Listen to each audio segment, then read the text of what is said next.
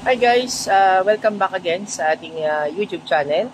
For today's video mga kabayan, ipapakita ko sa inyo itong ating graphite gray na Mitsubishi All-New Triton GLS Automatic Variant. And syempre, huwag niyong kalimutan mag-subscribe at hit nyo rin ang ating bell button para maging updated kayo sa mga susunod nating release at updated promo dito sa channel natin. Maraming salamat mga kabayan and God bless sa inyong lahat.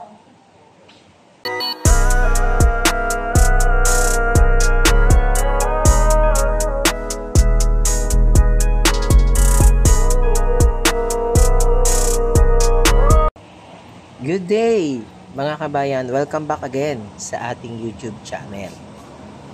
For today's video, i-share ko sa inyo itong ating 2024 na Mitsubishi All-New Triton.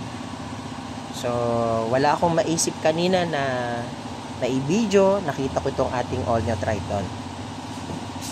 So, ito pala yung ating graphite gray metallic. Yan ang color niya. Ayan. So, marami kasing nagtatanong sa ating mga kababayan kung ano ba ang features ng ating All-New Triton. So, mga kabayan, marami po tayong variant dito.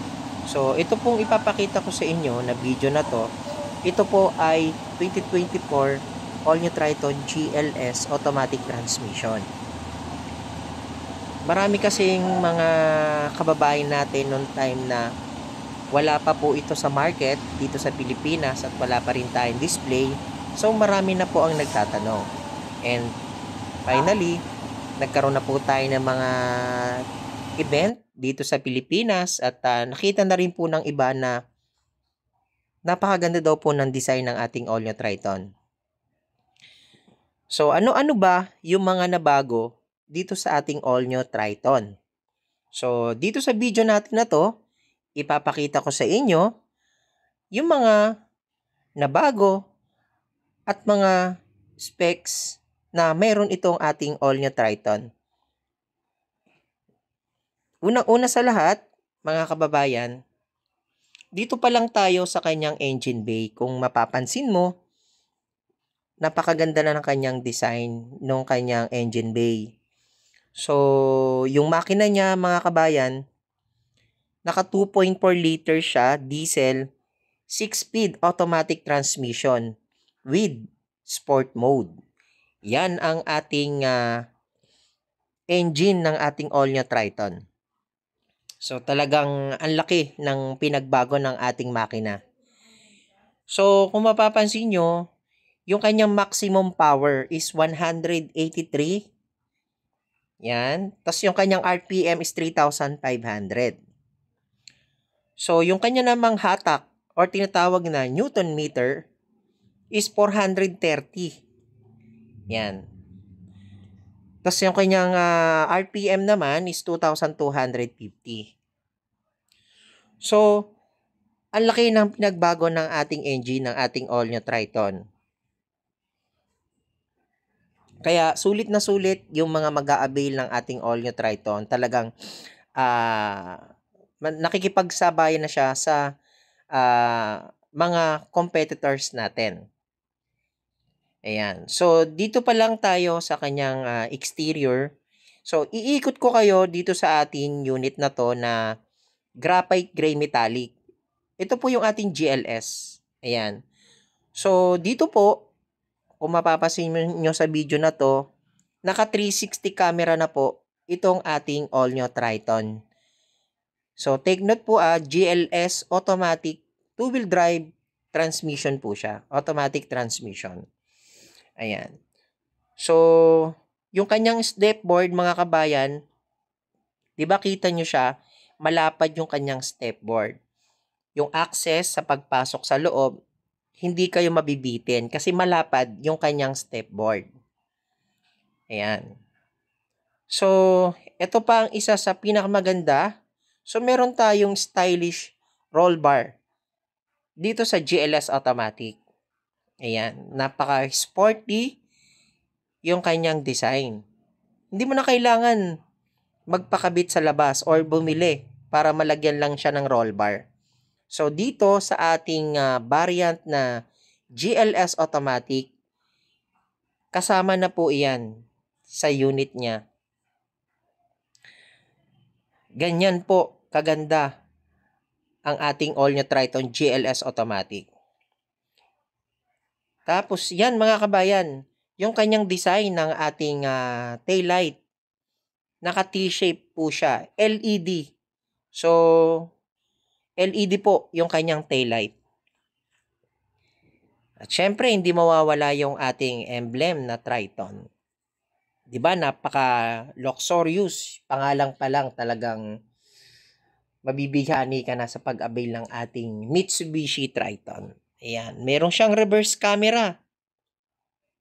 So, hindi ka na mahihirapang umatras. Makikita mo na siya sa monitor. So, dito yung kanyang rear bumper. Ayan. Napaka-sporty na rin yung design niya. Binago na rin po yung forma niya. At eto pa, yung kanyang mugs and tires niya. Ayan. New design na rin po ang kanyang mugs. Kung mapapansin nyo versus dun sa ating 2023 model, so mas pumogi siya, mas maganda. So dito naman tayo mga kabayan, silipin natin yung kanyang interior. Yan. So ito yung kanyang steering wheel mga kabayan, no. Familiar kayo sa steering wheel niya. Kung mapapansin nyo, kung nakakakita kayo ng expander, yan, yung mga expander namin. Ayan, same lang siya ng ating all-new Triton, yung ating expander GLS at expander cross. So, the same siya ng steering wheel. Ayan, ito yung mga controls ng ating mga windows. Ayan, yung ating side mirror, meron na rin siyang control. Ayan. Tapos, central door lock na rin siya. Yan, meron na rin siyang auto fold yung ating side mirror. Yan, keyless entry operation siya mga kabayan. Ayan, meron siyang button sa door handle. So, dito, papansin nyo, kaya napakaganda at sulit talaga yung pera na ibibili nyo dito sa all-new Triton. So, yung kanyang dashboard, napaka-aggressive, napakaganda talaga. So, mas talagang, alam mo yung luxurious yung design niya. Yan. Tapos yan, yung kanyang infotainment mga kabayan, no, ano na siya, naka-floating design yung kanyang infotainment. Siyempre, nakikipagsabayan tayo sa mga other competitors na maiba naman din yung ating infotainment design. So, siyempre, si All New Triton, inadapt niya rin yon para mas magandang tingnan. Yan, yung kanyang shift gears, yan, ang ganda ng design niya mga kabayan, no? Kitang-kita nyo naman. So, 6-speed automatic transmission itong ating GLS automatic. Yan, yung kanyang handbrake, manual pa rin yan.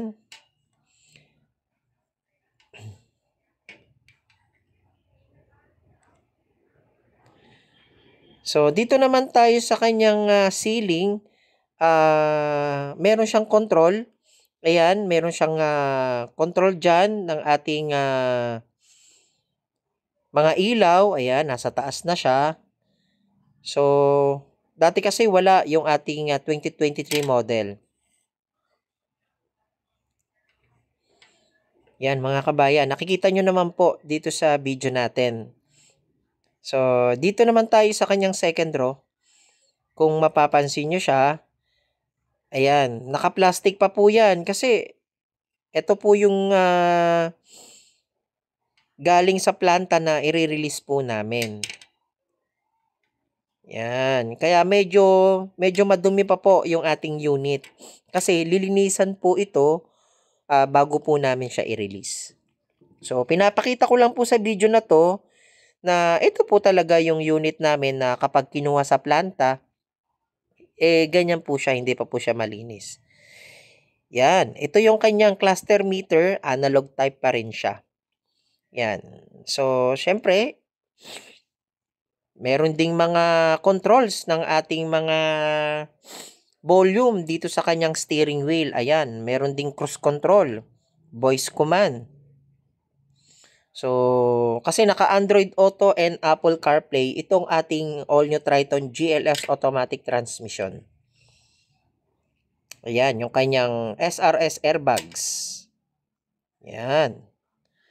So, meron tayong start-stop engine kasi push start ang ating all-new Triton. Ayan, meron tayong mga USB port.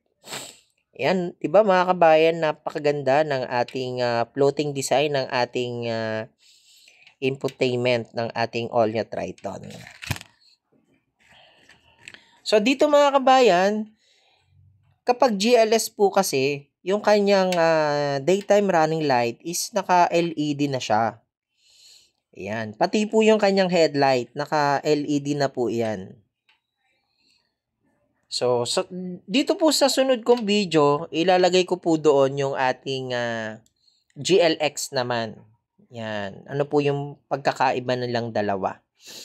So, dito po sa video natin na to, ito po yung GLS natin. So, dito po, ipapakita ko rin po dito yung mga colors na pwede nyo pong pagpilian dito sa ating all-new Triton GLS automatic transmission.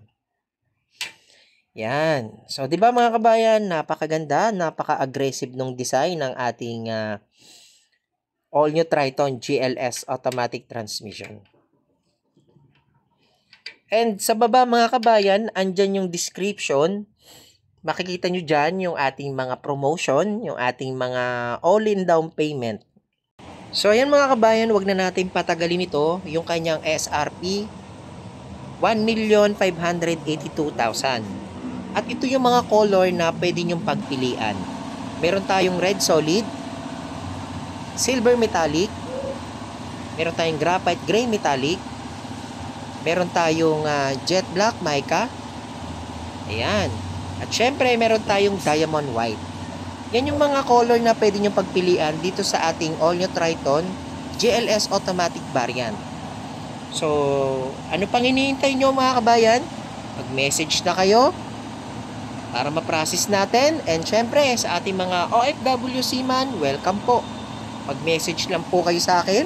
Meron po tayong Viber account dito sa ating sa screen. Andyan po yung pangalan ko. And ayan, by the way, bago ko makalimutan, lagi ko po nakakalimutan yung pangalan ko. Rani Makatangay po ng Mitsubishi Motors, Abad Santos, Manila branch. Ako po yung inyong kabayan, ang laging nagpapaalala. Ayan, avail na po kayo para ma-avail nyo po ang promo namin. Ayan. Maraming salamat po sa inyong lahat. Hi guys, ayan, nakita nyo naman po yung ating full specs ng ating Mitsubishi all-new Triton. So ito po yung GLS variant, and yung mga susunod nating video po, ipapakita ko rin po sa inyo yung ating GLX variant. Ano po yung pinagkaiba ng dalawang yon. So sa ngayon po, ito lang po muna yung mapapakita ko sa inyo, itong ating Mitsubishi all-new Triton GLS automatic variant. So dito po sa video natin na to, nakalagay po dyan sa description yung ating magandang promo. Kung naghahanap po kayo ng mga promotion natin dito sa all-new Triton, comment lang kayo dyan, and pakibasa po sa description na andyan po yung mga all-in down payment natin. So ayan, again, maraming salamat sa mga na-release natin. Etong mga nakaraang buwan, ayan, nag-release po tayo ng mga Montero Sport, Expander. Maraming salamat po, and shoutout po sa inyong lahat. Hindi ko na po kayo mabanggit lahat. Maraming salamat po sa nagtiwala sa akin, at sa akin po kayo nag-avail ng ating mga dream car na Mitsubishi Montero Sport at Expander. So ayan, again, maraming salamat po, and don't forget to subscribe my YouTube channel. Ayan, Kabayan Auto PH po, Rani Makatangay po ng Mitsubishi Peak Motors, Abad Santos, Manila branch. Thank you, God bless.